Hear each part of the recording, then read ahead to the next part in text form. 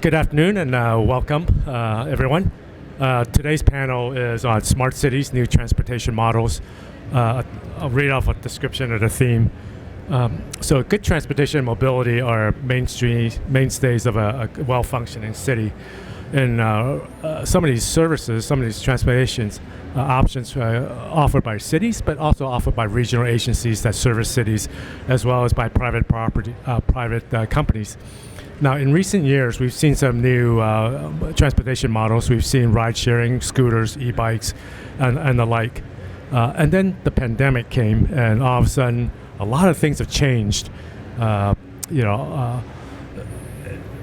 In some ways, the pandemic has accelerated some of these ongoing trends, right? So what was happening before maybe didn't get a lot of visibility, but all of a sudden, the pandemic changed everything. But at the same time, while we advanced in certain models, what hasn't changed is that there are some people that didn't have access to these services, right? And so today, our distinguished panel, we'll talk about the opportunities, the challenges, and what the role of the cities, as well as technology solutions providers in enabling these new transportation models. So before I do that, I'm going to introduce the panel here. I'll start off with an introduction of myself. My name is Benson Chan. I'm the co-founder of Strategy of Things. We're an innovation company based out here in the Silicon Valley. We apply science, we apply technology, apply strategy to help cities, communities solve some very challenging problems. And we do it through innovation labs, do it through consulting services, we do it through research intelligence, and we do it through project execution. So with that, I'd like to introduce my panel. Jonathan, I'll start with you, and we'll work this way. Sure. Well, first of all, thank you, Benson, very much for the invitation. It's great to be here at CES 2022 during a global pandemic. I have to say it's an unusual experience, but I'm very humbled to be part of this. I'm a technologist, a technology leader. Today I'm more of an educator than anything else, I think. Love the tech space, particularly like tech for social good. And that's why I spend a lot of time thinking about the future of cities and helping cities rethink how we deliver services and create a better experience for communities. And ultimately, how do we increase the quality of life for the most amount of people? So that's what really consumes my time. Okay. And also, Jonathan didn't mention it, but Jonathan was also the former CIO for the city of Palo Alto. A very distinguished and recognized CIO and technologist around the world. Thank you. And also, Jonathan is the author of the book Smart City for Dummies as well. We're also pleased to have the mayor of the city of Fremont here, Mayor Lily May. So good afternoon. Thank you, Benson, and thank you to IMC for this introduction and for the opportunity to join all of you at CES and be able to share smart opportunities, educational experiences. So I hail from the city of Fremont, and I'm proud to have been able to serve our community both as a school board member, as a city council member, and now in my second and final term as mayor. But we are a city that adapts and adopts a lot of this technology. And when we think about right now in this moment, it's about physical health, mental health, and having the opportunity to connect people to services, technology, innovation is important. And having the policies that support that are going to be essential for us and be able to work and build back to a better normal. So thank you for allowing me to join this policy discussion and conversation today. Thank you, Mayor May. Curtis. Hi everyone, Curtis Govan. I'm President of Americas for floLive. We are an IoT connectivity and global infrastructure company there. We provide a virtualized core network infrastructure, including 5G. We also have a connectivity management platform, as well as a smart SIM and a full stack BSS. The reason why that's important for this particular conversation is because connectivity, as we see it, is an integral part of how smart cities are actually getting smart. They're getting things that are connected across the board, and we're able to provide a solution that allows them to do that in a faster way, in a more efficient way, so they can focus on adding that efficiency that smart cities are bringing to the people that they serve every day, and doing it in a cost-effective way. So very good to be here, part of the conversation today, and definitely glad to be back in person at CES. Thank you. Okay. And Stephen. Thanks, Benson. Thanks for having us. I'm with a company called beamLive, and I appreciate IMC for having this and for having this panel built like they do. It shows what a smart city takes. It takes the visionary, the technologist, the doctor, and then the honorable mayor to actually get the thing done in the city, and then the lowly sales guys like us, the techies, that actually implement the solutions. So beamLive, we have a public sector and a private sector solution. We have it's a mobile IoT communications platform, and on that we can build lots of things for smart cities. In particular, for this conversation, we'll discuss smart transportation, rideshare, taxis, and how we can integrate that in with the smart cities, the buses, the rail systems, the BARTs of the world. So thanks for having us. We're looking forward to this conversation. So I'm really excited for the conversation that's to follow. We've got quite a very experienced and distinguished and recognized panel here of experts. So I'm going to start off with the question, right? So, from a transportation and mobility perspective, right, which is the top of mind, one of the top of mind topics of all cities. I'm going to ask Mayor May and Jonathan, what are some of the things that you've been hearing from your citizens and your businesses, your constituents in your city from a mobility and transportation point of view? What are some of the problems? What are some of the opportunities in this area? Please. Sure. So as a city, I wanted to give a little bit of introduction. Fremont is the fourth largest city in the Bay Area by population, but the second largest in landmass. And we're trying to provide access, and whether it's through our BART stations or through planning the infrastructure. And we have a lot of these conversations right now when it comes to discussions about housing and the jobs balance. So we are trying to address the planning of that at this moment, whether it's having access for goods movement for some of our manufacturers. Some people may know some of our larger manufacturers. We have 900 in Fremont, but Tesla is one of them, as well as other mobility vendors. But with the BART station, when we built the housing, it's not just enough to get the housing there, but we also have to get people to and from their jobs.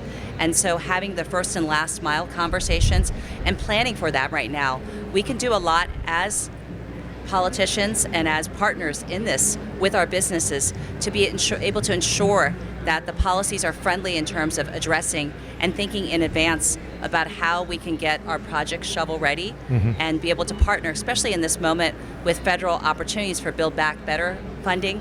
We can partner, and also in terms of workforce. So there's a lot of different opportunities. But Fremont in particular, the other area that I wanted to highlight is with so many people distance learning and remote working, we are also focusing on 5G and focusing on building that infrastructure and the background for that to allow us to have that connectivity when it's ready. Very good. One of the privileges I've had in my work just in the last few years is to be able to travel to many cities around the world. And I have to say there's one consistency that I find in most major cities in the world, and even not so major cities, is congestion, is a problem with traffic. Cars have served us well, but they've also failed us greatly, and they're particularly failing right now. So you don't have to ask people, how they feel about transportation. They'll tell you how they feel, and you'll see it often when I'm giving a talk about the future of cities. I say this is not an abstract topic. You experience the problem with cities getting to this event, and all the transportation related to it. So when I think about the big topics in cities and the future of cities, look, there's a long list, and we could spend a lot of time. But there's 4 areas that continue to come up as areas we need to address with some urgency. I put transportation there up in the top 4. Energy, right? Sustainability, and then digitalization, something you're deeply engaged with, and all these topics. These are things that affect people's lives every single day, and doing the right thing can actually improve the quality of people's lives. I'll get back to the core point here, which is today transportation is failing us. I want to be really clear about that. And the answer doesn't lie in small incremental improvements. It doesn't lie in adding another lane to a road or even just converting everybody to electric cars. We need a complete revisit of how we think about the needs of our communities, how we move people and goods around, when we move people and goods around. The COVID has taught us that lots of us can actually work at home, not everybody. Why didn't we think of that previously? Why did we require a global pandemic for that? So I think I would just end on saying what I'm hearing from communities, whether it's in the Middle East or Southeast Asia or across the United States, Europe, is these little improvements, these little innovations are not going to work. This is a time for big innovations. Mm-hmm. And it's Stephen or Curtis, as you talk to cities in your projects and your work, what are you hearing in terms of the needs of the cities when it comes to transportation? You're looking at it from a technology provider side. Right. What are some of the things you're seeing and hearing, and how did the pandemic accelerate some of those things? Yeah, well, this isn't pandemic related, but it is for those people that talking about the first mile, last mile issues people have. That's real.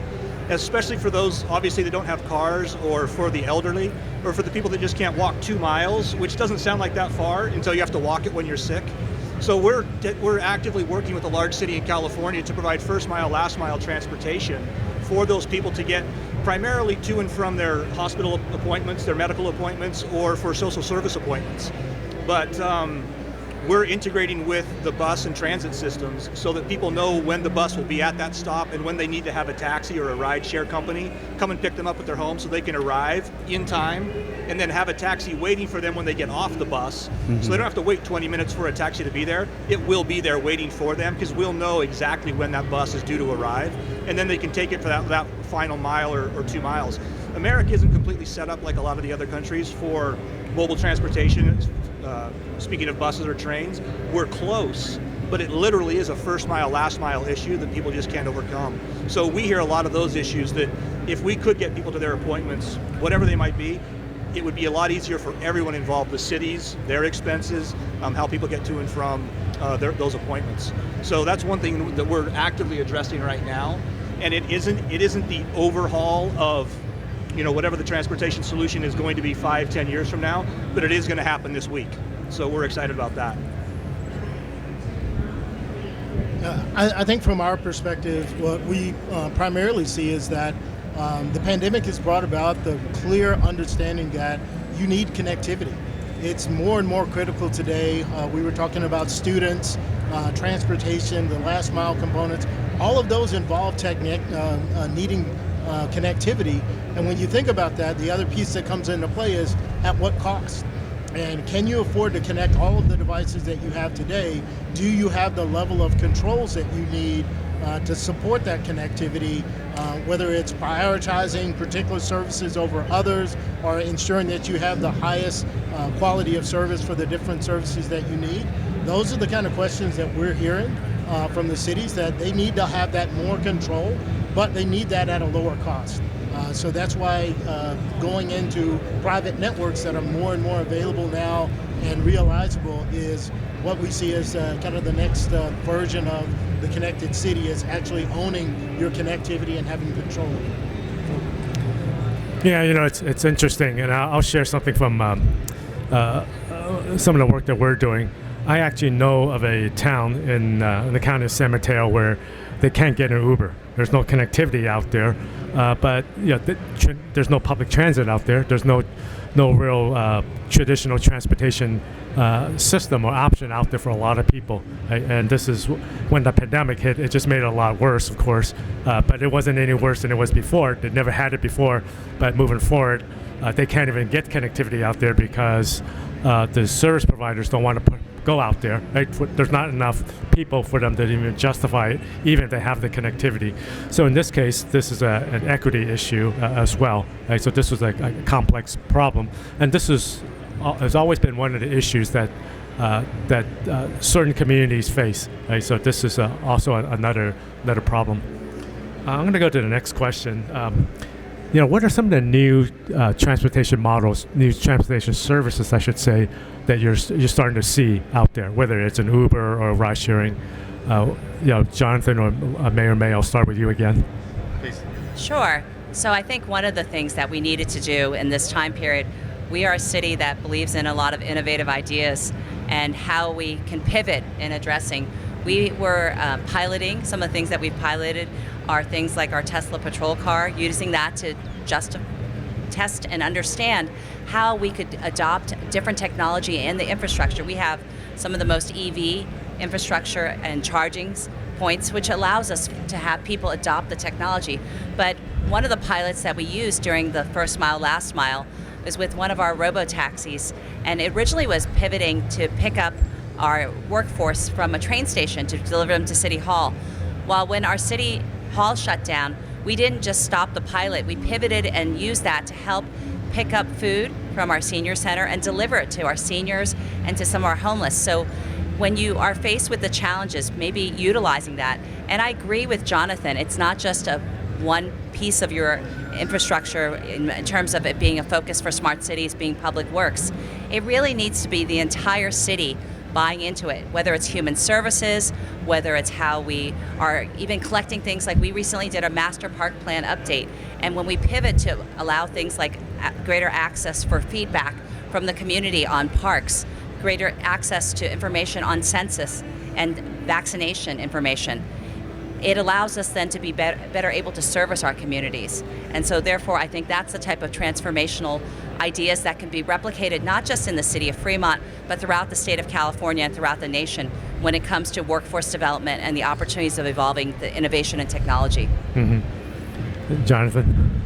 And we need more mayors like you for some of this stuff to happen. We really do. Because it has to be a mindset, it has to be a vision, it has to be leadership and risk-taking. You've got to have people who are advocating for this and really taking a lead position.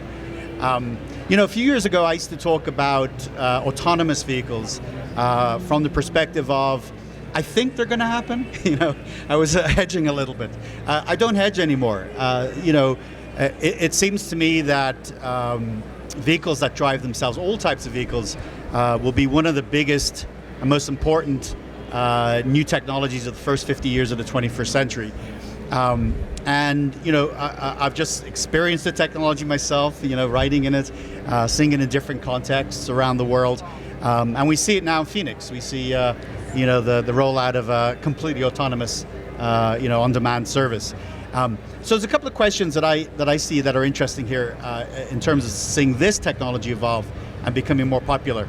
Is, if you take one of these services that we have today, an Uber, a Lyft, or a Grab, or something else, if you've had a good experience, and most of us have, you're like, well, why don't we use that all the time? Like, well, the answer is too expensive. It's actually too expensive, economically restrictive to use these services for every trip you take.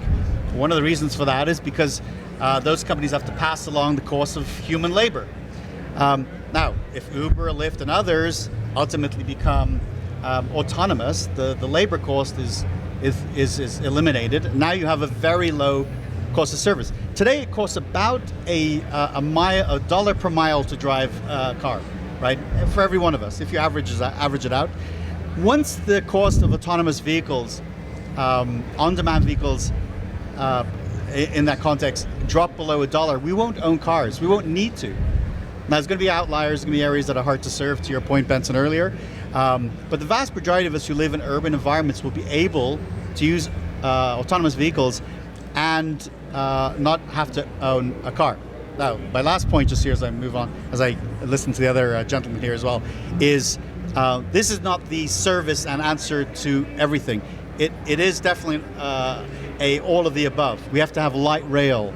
Perhaps there's some hyperloop mixed in there, right? Who knows? Drones, right? And passenger drones will be coming. Bicycles play such a huge part. I would be remiss if I didn't say that I believe bicycles are one of the great technologies of the 21st century, right? In particular in the transportation space. So my bet is on big changes ahead as we go to autonomous and the costs really drop. Okay, thank you. Jonathan, I'm glad to hear you say bicycles are one of the things. Yeah, anyone that knows me that knows I love bicycling, right? That's my thing. So Stephen and Curtis, love to hear your thoughts on the new models that you're seeing. Oh, well, I don't know that there's much to add. I mean, those are the solutions that we're seeing, prevalent, and it's ubiquitous around the country there. One of the things that I like, listening to the mayor and Jonathan here is just understanding that the citizens speak to what they need. And if you listen, as the mayor obviously is, you'll find the solutions that are right for the citizens there. And there's a balance between what's right from a technology perspective and then what's right also for balancing what we're doing with the economy, the resources and funds that you have, as well as ensuring that you are going more and more green. So. Stephen? I was just going to add that on transportation, some people think it's just the vehicles, but it's also the infrastructure. So right now we're also modernizing a lot of our signalization. When I first came on in 2016, one of the things that we did, which not people would think about as addressing transportation, is we modernized all of our lights. So they're LED lights. And so when I said the city got brighter, I don't mean just the people, but it allows better visibility. And when you put in infrastructure such as signaling that recognizes people walking through the corridors or be able to have smart trafficking, having the bicycle infrastructure, then you create the bigger mobility picture, not just one transportation. And I'm excited because one of the areas that we're focusing on in 2022 is also air mobility, in addition to drones and other ways that we can use that application.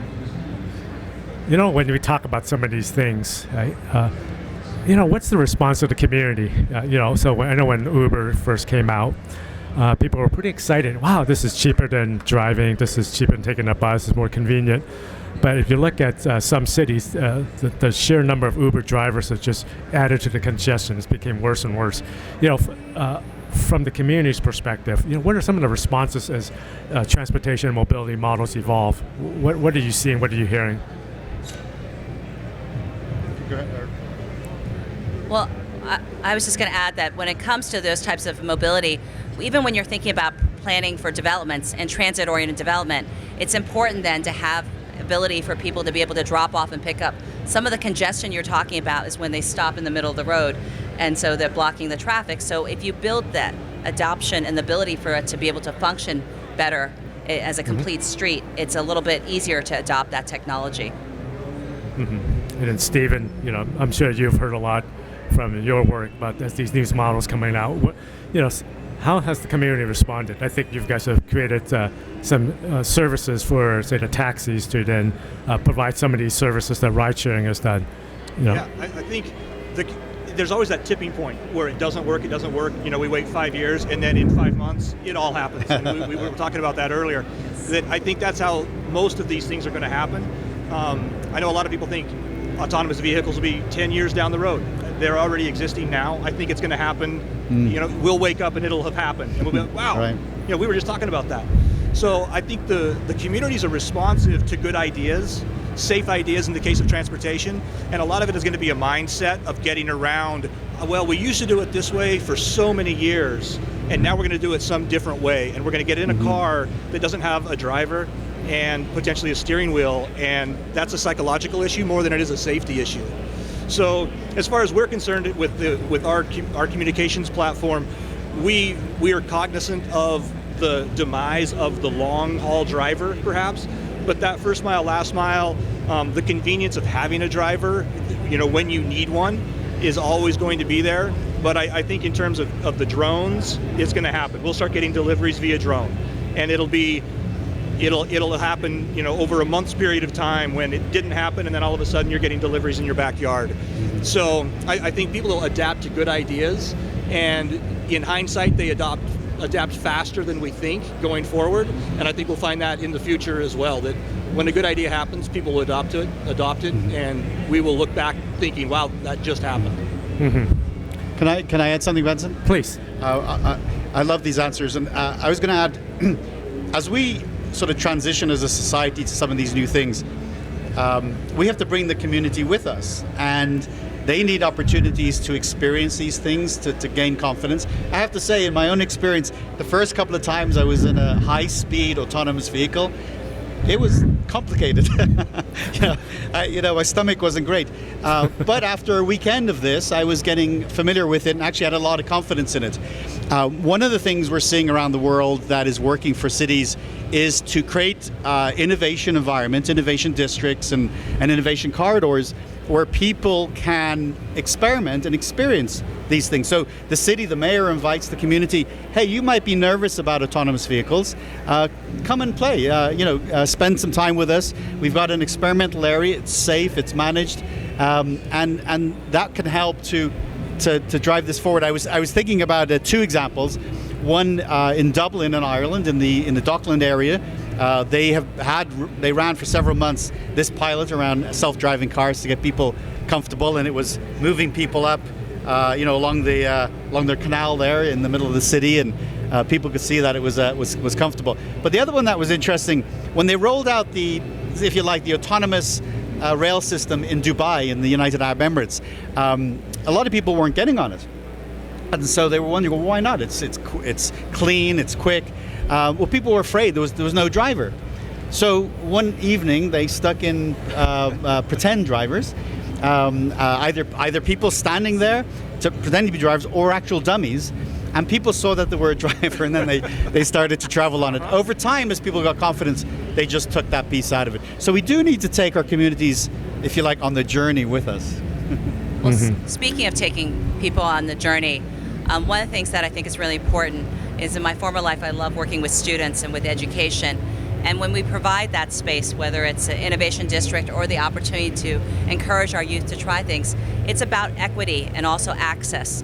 And so that's why when it came to things like Makerspace and some of the robotics innovation labs, we put them at our libraries. So that way it's not just limited to certain groups of people, but it's accessible to the community as a whole. And that will help in terms of providing also right now, there's the discussion earlier this morning, I was talking and hearing about the Great Resignation. So many people don't know what the workforce is going to be like. Yeah. And the jobs that I came out into 30 some years ago are so different than the ones that are out there today. So this allows us to connect people and the students to understand what types of careers, and for their parents and for their grandparents to understand how that could help play into their lives. Mm-hmm. Okay. Thank you for that, Mayor May. The elephant in the room is public transit, right? As we come up with these new models, what's going to happen in public transit? We saw from the pandemic, less and less people were taking public transit. For example, when I was, ironically, when I was going to the CES 2022, I decided I was going to take the subway, like Bay Area Rapid Transit or BART. And I get on BART, and usually at that time it's packed, right? Hey, I could actually sit down, right? Unfortunately, there was a big accident on one of the stations up ahead, and the train was delayed 30 minutes, so I ended up jumping on Uber to the airport in a panic mode. But for a lot of people, public transit is still very efficient. Maybe it's the only option they have. What does public transit need to do to evolve in this kind of environment? One idea I had to just think, hey, since no one's taking BART, why can't they, in the off hours, transport goods and shut down one or two cars and just put freight in there and just transport to another part of the Bay Area, right? But, that's just my idea. But how should public transit evolve in this? Oh, sure. I'll add a few. Well, there's an incredible renaissance happening in light rail all around the world. Not only are cities building light rail, but many cities who got rid of their light rail that they had in the 1900s and the early parts of the 20th century, they are now revisiting the old tracks, the old stations, and rebuilding them. So there is this tremendous rebirth, which I think we can look to as a great success story. Plays well with the environment. You go electric. It's got the right. You don't have the noise that goes with a lot of transportation. So I think that's a good thing to see. I'm always like, let's see more of it.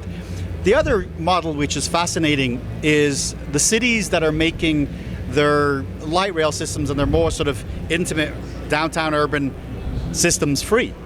And you look to, of course, Luxembourg is relatively small. sort of a city-state in many ways. They recently made their entire public transport system free, right? To encourage people. You know, the money that perhaps is offset by people not using the more traditional infrastructures can then be invested in better, cleaner, more public transport. And I think that has tremendous, vast positive impacts for everyone. So speaking of those types of opportunity, again, when I talk about accessibility, and especially for our youth, I also sit on Alameda County Transportation Commission. And one of the things when we talk about safe routes and getting students to school or to their jobs, they were providing free transit student passes to allow people to have that access and equity. Also, I hail from and live in one of the most diverse cities culturally and in terms of language access. So I think everybody wants to have it, and I think price is a factor. I think language and communication, reliability, and health and safety, whether it's the health of the workers, the health of the riders, and the safety to ensure that you're able to have on-time transportation that you feel safe and to be able to travel in. If they're able to provide that, I think people will come, because I think traveling, and I in my former life was a worldwide sales controller, being in other parts of the world, whether it's in Europe or in Asia, if it's something that's safe, reliable, on time, and affordable, people do want those options. Because I think that when I look at the youth, and I'm a mother of 2 millennials, it used to be when you turn 16, you're at DMV getting your license. And now so many of the kids don't want to have to maintain a car and keep that as they just want to be able to get to and from the location. So if you are able to connect that with the providers like the ones that we have here today or others, then people will adapt and use that technology. Especially for my parents, I'm in the sandwich generation, and as my parents are getting older, it's more convenient for them to have safe, reliable transportation that they may themselves not have to be so bold as to go out and drive in, but to be able to enjoy and appreciate. You know, as we talk about these new models, right, these new innovations, you know, technology plays a very critical role in enabling that. You know, Curtis, I think you provide a lot of the connectivity, a lot of infrastructure. You know, what's your thoughts on the role of technology enabling this? And what are some of the barriers to getting technology out there? Whether they're technical, whether they're other things. What are some of the things that, from your perspective as a technology solutions provider, you know, what are some of the roles of technology and the issues? Yeah, certainly. I mean, obviously, I'm a big believer that technology is key to what people are trying to accomplish with smart cities. And the one thing that I see over and over again is really looking at the complexity of technology, right? You have many problems that you're trying to solve for different diverse communities, economically, socioeconomically, language-wise, background. And how do you solve all of those problems with a solution that's simple, right? So one of the things that we've looked at when we're providing our mobile private networks is you have a city that doesn't have resources that are versed in managing mobile networks. And it's not as simple as it is to do Wi-Fi, but it needs to be that simple on a global basis there. So we spend a lot of time making sure that our solution is very simple to use, it's easy to deploy, and we maintain it like we maintain hundreds of networks today so that the city is not worried about that. So we're taking that really complex solution and making it simple for the city to add connectivity to their services. You know, I think you bring up a good point, right? You know, in our work in smart cities, we're approached by a lot of vendors, and they have a mentality of, hey, you should upgrade this technology every 3 to 5 years. We tell them, you know, cities operate with certain technologies in the life cycle of decades, 10, 20 years. It's been around for decades now, and one of the things that we know is that they have problems. And so you build them with redundancy in mind. We do that in our private network solutions here, where we have both site and geographical redundancy, even within a city. Because something can happen on one block that doesn't impact the other side of the town. So we're building in that redundancy to make that make sure that you always have an up and running network there, particularly when you're looking at supporting critical infrastructure. Whether it's utilities, whether it's the first responders that you're supporting there. So you need to have a service that has that redundancy built in mind when you build it out, and that helps solve the problem there of making sure that it's highly available. The other thing is that the solution is tailored to the performance requirements that are needed across the whole city.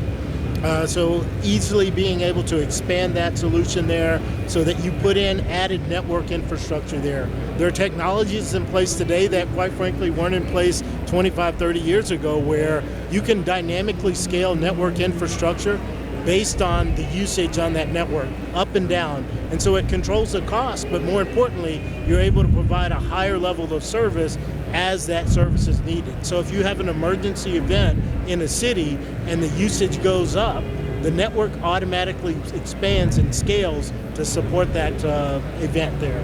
So those are the kind of things that we bring to the table when we're working with cities to solve their problems. Okay, thank you. Steve, technology is a big part of what you guys do in your profession. profession. On what Curtis was saying, as far as we're not, the connectivity is where we come into play with the IoT. The technology was often there, but things weren't connected on a communications platform. So with that, we can provide efficiencies. And much like where you see an increased usage in bandwidth necessary for a certain event, we can see that with people and for transportation. And for a lot of other, like for emergencies and first responders, we can see that because things are connected. We can predict demands through AI so that we have taxis waiting. And I think it's, when we approach a mayor or a city, it does help if they're cognizant of what's going on in the real world and are bold enough to actually take a chance and invest in something that right now doesn't seem super viable, but in a few years, it's essential. So I think when we approach mayors and cities, it's with a cost-effective efficiency play so that they can see that, and we're not bringing something so new and so different that we are inventing something, but they can see, oh yeah, if we can provide a taxi to the existing bus, that it saves everybody. Or if we can provide a ride share to a doctor's appointment, that eliminates an ambulance ride that is inevitably going to get called just to take somebody to the emergency room for basically a checkup. So I think efficiency, cost effectiveness, and coming at them with something that they can understand immediately is where we come into play. Yeah. Well, you're looking at the ability, hopefully, for it to be able to be applied not just for one solution, ideally multi-purpose. A good example that our city was recognized for is when we looked at addressing things like climate resiliency. We didn't just use a technology for using solar in our fire stations. We actually used a technology that allowed us to store it. So in case of what we've seen in the past years with natural disasters, be it fire or earthquakes, it allowed us to then be able to have sustainability and to be able to island and off-grid. So that's one of the reasons why our city was recognized as one of being the largest city for being climate friendly and thinking thoughtfully about our sustainability. But the other things that I would challenge for any vendor coming to talk to cities, I think cities are looking for partners and community benefits. And that means partnerships with our schools, partnerships with our city, and opportunities to have development that would benefit the city in a longer haul. As you said, many of these projects can go on for decades. And so if we're going to make that investment, we'd like to see something that could really make a difference in the community in a longer play, whether it's with workforce development, apprenticeship programs. A lot of the fear that you hear from people about public transportation or in some of the changing innovation of technology is the fear of the loss of jobs. But it's telling people that you're not going to necessarily lose your job, but we have to pivot and we have to upskill and connect people to those opportunities and provide that training so that people feel comfortable in knowing that they're going to adapt a technology that doesn't put people totally out of work, but it's one that, when it comes to those, transportation, be it trucking and other things, I don't see most companies putting out millions of dollars worth of products without at least somebody still being on that truck to make sure that it's going in the right direction. They're not going to put millions of dollars of cargo with no transportation oversight. So it's a balance of those two. It's just changing how we operate. I don't know if you agree. Lovely. I love that answer. Yeah, Curtis, I'll start with you on this question. I think Mayor May, thank you for that great answer.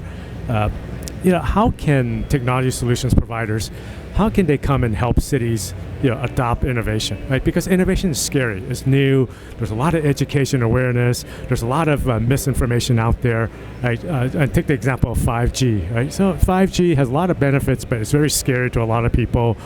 So what's the role of the technology solutions providers like yourself and Steve to come in and help cities adopt these very innovative stuff? Because it's new, right? No one knows anything about it. Yeah. I think as a technologist, one of the key things for us is being able to convey our message in a way that's relatable to people that aren't in the technology day by day, right? So how do we make it simple for them to understand? How do we translate those benefits?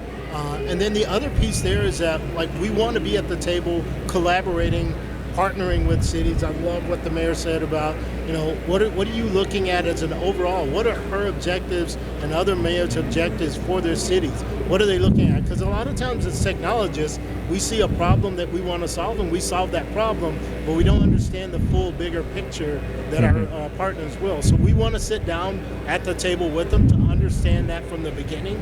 And then we need to make sure that we're relaying what we're doing and the benefits of what we're doing and how we implement it in a way that's understandable by all, right? So they don't have to go and do a doctoral thesis to understand what we're doing. It ought to be really simple, and the benefits ought to be simple, and we ought to be able to show results in a very quick fashion. Steve, how do you as you're approaching cities with some of the things that you're doing, how do you get them to adopt? How do you get them, probably not necessarily always adopt, but facilitate, right? How do you do that? What are some of the things that you're seeing? What advice do you have? Just what Curtis and the mayor were talking about is just coming out with a simple solution that is understandable, that you can see the benefits, and ideally the benefits really quickly, and that it's not going to displace people. I think a lot that fear is real. It's real with us when we talk with taxi drivers, just drivers in general. When you mention autonomous vehicles, they think they're never going to work again. But it's just not the case. Just like the mayor was pivoting when the pandemic happened, there is a pivot, there is a change. And I think the sitting down with and talking with, presenting our idea or our technology, our solution, and then listening to what the city has to say. Because it may not be they adopt 100% of it, but they might need a part of it. But we never even thought about that other part because we didn't look at it from that vantage point. So I think being open on the technology side and not just forcing them with a particular solution, but listening to them and actually wanting their feedback, because very few cities are alone. They all face the same issues. So if you can solve the problems in one city, likely you will solve problems in other cities. So it's only to our benefit to listen to them and not come at them with just our solution and kind of a take it or leave it approach. But let's partner and let's figure this out together for the long term. And Jonathan, a lot of times when the vendors approach you, in some ways you're the city leaders, technical expert on this, and you have to make sense of some of these things. So as the technology solutions approach you and provide some of their understand their solutions, what do you think about, and how do you take some of the things that they have and work with the city leaders like Mayor May to understand and adopt some of these very innovative stuff? Yeah, there's different buckets things fall into. There's the need that the city has because there's a problem, right? And they're going to go out and be, proactive about that. And then there's a lot of tech, like here at CES, that people need to be educated about and actually solves problems that people weren't thinking about, or I should say, reinvents ways we were delivering things. That second model or bucket is much more difficult than the first, because you're now educating a city leader, you're convincing them that they need this thing that they didn't wake up in the morning thinking they needed, right? So I think that's a big part of it. A couple of sort of light items that I would always share. One is when I was the head of technology for a city, I had a very open door policy. I wanted to hear from everybody. I loved hearing ideas, and I love tech, so I was in the right place for that. But I noticed after a while that a lot of the very interesting people who came to visit me would start with the tech pitch, and if we were just two people talking about geeking out on tech, that'd be kind of cool. But I was there to represent and do the right thing for the community. So I would very much after a while I increasingly encourage them to start with the benefit, right? Is, if you say that your technology can reduce the likelihood of a child being knocked off their bicycle cycling to school in the morning, mayors and city managers want to hear that. They want to hear about that. Not so much if you start with the version of an IoT piece of software or hardware that you're doing. So you really start with the benefit. Maybe that's a little bit too straightforward. But I want to just make a broader point about innovation, because I've been in some form of an innovation role for over 30 years. And I've thought about it once or twice. What makes innovation hard? Well, what makes innovation as hard is you're building things and solutions for a world that hasn't yet been invented, right? Tomorrow, right? We know yesterday, we all know yesterday quite well. We actually know today quite well. What we don't know is tomorrow, next month, next year. So you're making bets on a world that doesn't yet exist. And I don't care if you're selling to a private organization or a city. You have to take people on this trip to imagine that tomorrow, right? And open their mind and tell a story about a world that could be. And the more you do that, I think, first of all, people will listen. They're intrigued, right? And maybe you'll take them on this journey to experiment with you, to try something new. I was just going to add real quickly that one of the things that would be a great partnership, and that's just one of the things as a politician or serving at the city or state level, there are a lot of legislative policies that people try to implement. And one of the ones for this coming year is focusing on food waste reduction and trying to address those issues. So if you have something that can help address the solution that you know that all the cities are mandated or are in the process of having to address, then people will be more open because they're now looking at this, okay, I have a deadline or a goal, whether it's reducing greenhouse gas emissions, addressing food waste issues, and you have something that's a solution that can address a policy that you know the cities or other people are going to be required to provide responses to, then of course I think people will be much more receptive to the solution because they have that need immediately and recognize that that's something financially. And when we build policies, whether it's at the legislative level or with businesses, it helps if we can craft and shape those together, because I think that becomes something that could be easily more adopted and less punitive, but more in terms of helping us deliver the goals that we're hoping to see as a community and also in business and helping us thrive. Okay. There's a lot of infrastructure money coming from the federal level, whether it's the infrastructure bill, the Build Back Better Act that's coming through. What's the role of those funding sources? And there's a lot of money coming down. What's the role of those in enabling the new transportation models, right? The actual services as well as the technology that's going to build those services. Mayor, I'll start with you. Sure. So having the money, it's important for us as a cities and as working on transportation committees to be able to focus on what types of projects we can see and get shovel ready. Because when we look at some of these designs, I think people look, and I was on the school board and other projects where they seem so far out in the future. But if you're able to have the planning for that, it will make it more attractive for us to be able to combine federal and other dollars and make us more competitive in getting the projects.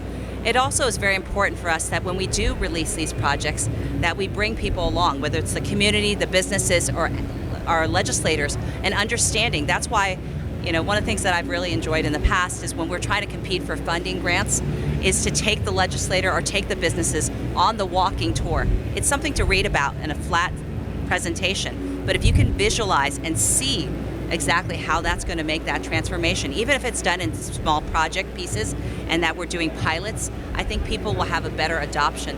And so I've been privileged to be able to work with Secretary Cardona when it comes to education, Secretary Walsh in terms of having been involved with labor, and also Secretary Pete now in transportation.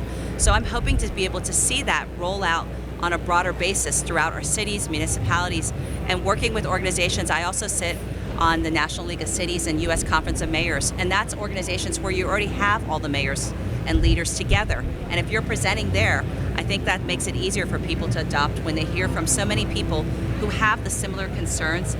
I'll be candid in saying that I don't think the pothole cares how it's being fixed, if it's fixed the Republican way or the Democrat way, and certainly my constituents don't care as long as it's being fixed. And so therefore, if you are coming to those organizations and talking to the leadership, then you're getting the feedback that you need to perhaps build the better product that could address the concerns and needs of our communities. Now, Curtis, there's a lot of money coming down, right? What does that mean for companies like yourself, or Steve, also for you, in enabling and accelerating and facilitating these new transportation models? What does it mean for you? What are the opportunities? Yeah, one, I think we're going to see a massive surge of projects that kick off this year because the money's coming in. The interesting part there is from a technology perspective, key technologies that are available now, 5G, extremely important there. The other piece from a technology is having the spectrum available. In the US, we have the CBRS spectrum that's now available for cities and private industries to acquire that technology to use for those deployments. So what I think we will see a surge of this year is projects where you are reducing the digital divide by deploying private networks to rural areas, right? I think what we'll see just in general for private networks, we're going to start to see the foundational components of the digital infrastructure getting built up. And one of those is private networks. Just as we're seeing the physical infrastructure get updated, rejuvenated there, we're going to see that comparable thing happen on the digital side with mobile private networks. Okay, and then Steve, in your business, what role does the infrastructure and Build Back Better funding plays? Yeah, for us, we're not necessarily looking for any federal funding, but the fact that the infrastructure would be better is better for us if in the transportation business. So it would make it more efficient. Obviously, better roads, even the occasional more lane or whatever it is, the better bridge or a new bridge. That's where we would see it. But we're not necessarily in the hardware business, so we will see it second. But we're all for it. Mm-hmm. It definitely benefits our clients. Yeah, I think for from our company's perspective, the way we see it is, I think that kind of money will accelerate a lot of things. It changes priorities. It allows companies to really start to play. And some of these are grants, and private industry have to work with the cities to get these grants. So it's not like the industry can just apply for it. The cities have to work together, have a solution in play, then apply for that. So I think I like to think that there's going to be a new level of partnerships that's going to occur, and probably more rapidly, right? So as a technology solutions provider, you'll probably need to start thinking of partnering with cities, which you mentioned, right? These public-private partnerships, new ways of working in order to accelerate, because there's a lot of money, and cities can't spend that kind of money on their own without having a plan, right? And this is where I would say industry partners can really facilitate and help cities with this. So I think we're starting to run out of time. I'm going to ask you to maybe for our listeners out there, share some advice, some final thoughts, and then maybe May I'll start with you, and then we'll come back this way. Sure. So I think that CES and some of these conversations that we had today with the panelists is talking about how we connect people better. In terms of my former life was networking, connecting people to services, connecting people to ideas and innovation, and certainly when we talk about the large scale of change and transformational things that are needed in our communities, it's connecting people to funding. And so where we're able to implement these programs, cities struggle just like everyone else on budget, but if we're able to see that the funding and the processes are things that benefit multiple areas, whether it's delivering solutions as well as planning for the future, I think you'll have a better adoption.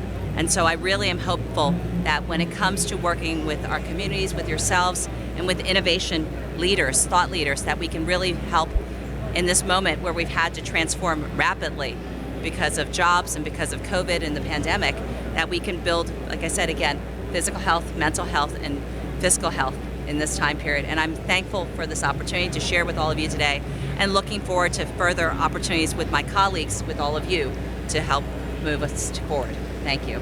Okay, and Jonathan. Sure. We live in amazing times, right? You just have to wander around here at the Consumer Electronics Show and see the incredible innovation that's happening, and understand that it's different today. Things are moving more quickly. We can reimagine the way we've done things in the past. So there is a fourth industrial revolution underway that is transforming the world. The world will look different on the other side of it whenever that happens. What I think is really neat about this topic, the future of cities, it is really about the future of our planet. It's about the future of humanity. It used to be we had to make a choice in business. We could either go totally after profit and just at any cost, or we could choose to do social things or be a volunteer and not have the profit motive. In cities, you can actually do well and do good things and do well, because when you innovate aggressively and boldly, you change people's lives and in a really positive way. So I love the topic from that perspective. The final thing I just would say, and again, it's to be in the context of CES, I think is really appropriate. Is I often think about how can I use my voice the best? What is the platform? How can I use this platform? And it's not to do the little things. It's not to talk about the little ideas. Now is the time to talk about big ideas. And basically, I would just encourage, if you're watching this, or wherever you're watching it, anywhere in the world, or whatever time you're watching it, you now have at your fingertips the tools to make change. You can be a leader, no matter if you're in an accelerator in Lagos, Nigeria, or Riyadh, Saudi Arabia, or even Fremont or in California, where you're doing amazing things. You can change the world, and I would encourage everyone to be bolder and make the bigger, more difficult, riskier decisions. Curtis. Yeah. First, thank you for the opportunity to join the panel today. It's a great conversation. One of the things that I'm personally passionate about is using technology for good. One of the things that my company recently did was a campaign for IoT for good. And what I see in terms of smart cities, everyone lives in a city. So using our technology to better the lives of the ordinary citizen is one of the things that we're really passionate about. I'm passionate about personally. And what I say today, as we've talked about, is it really is about a journey that we go on together with the citizens, with the leadership, and with technologists like ourselves to make it a better place. And we're willing to listen on our side. We have, I think, a wonderful suite of technology there that helps cities go to that next level. When we talk about the next revolution that we're having from a city perspective there, we're ready to go on that journey with them. And to your point, I love the fact that you said that we have, you can do well and do good both at the same time. And we believe that. And the other thing that has been my experience is that we can do well with the city and do good, but that also multiplies itself outside of the city. When we're working with enterprises, a lot of the same challenges you have with companies that have massive campuses have some of the same problems as cities.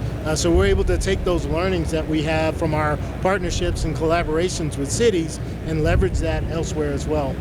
So we're looking forward to the challenges. I think we're in a great time where technology is really at the point where we can make a true difference across the communities that we serve. So looking forward to that adventure. Well, I would say that these are incredible times, and it really is amazing looking back, even 100 years, they would never have thought we would be at this point, even 20 years ago. It's incredible.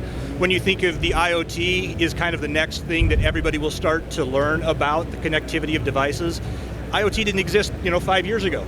So we all knew before it existed, and now here it is, and we're talking about it. In 10 years, it'll be interesting to see how far we've come. But the doing well and doing good, that it's interesting at beamLive, the more good we do, the more well we do. And it's really nice because you're providing technology to people that didn't necessarily already have it. Like, you're providing it to the rural people. You're providing efficiencies to the governments. We see a lot of connectivity possibilities, whether it be with the alleviation of traffic or just things getting delivered better. But just looking around here at CES, we saw some connected devices for telemedicine.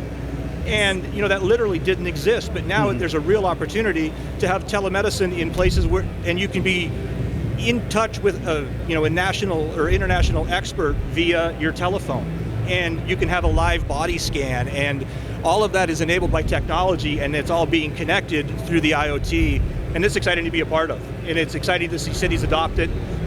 It's exciting to see how far we've come from aqueducts, and looking back, I'm sure they were just as amazed of pulling water uphill as we are of the IoT.